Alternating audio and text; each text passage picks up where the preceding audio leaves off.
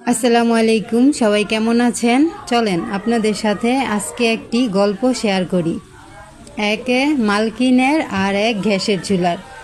গ্যাসের চুলা বলতেছে যে মালকিন, ঈদ তো এসে পড়লো, সবাইকে একটু তুমি গায়ে গোসল করে পায় পরিষ্কার কইরা ফেলছো, কিন্তু আমারে তো গোসল করাইলা না।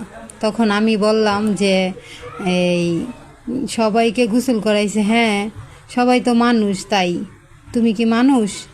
তখন এই গ্যাসের চুলা বলল যে আমি মানুষ না, তাতে কি হয়েছে, তুমি আমাকে গোসল করো। আমি কই না, গোসল করালে সমস্যা হবে। তখন বলল যে না, কোনো সমস্যা হবে না, তুমি চলো আমাকে গোসল করাও। তারপরে বললাম দেখো, যদি কোনো সমস্যা হয় তবে কিন্তু আমি কিছু জানি না।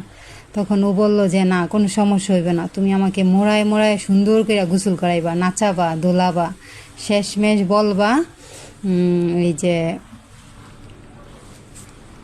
গোসল করাতে গিয়ে বলবা এই খালের পানি বিলে যায়, আমার গ্যাসের পানি শুকায় যায়, খালের পানি বিলে যায়, আমার গ্যাসের পানি শুকায় যায়। এই যে দেখেন গোসল কইরা কত খুশি।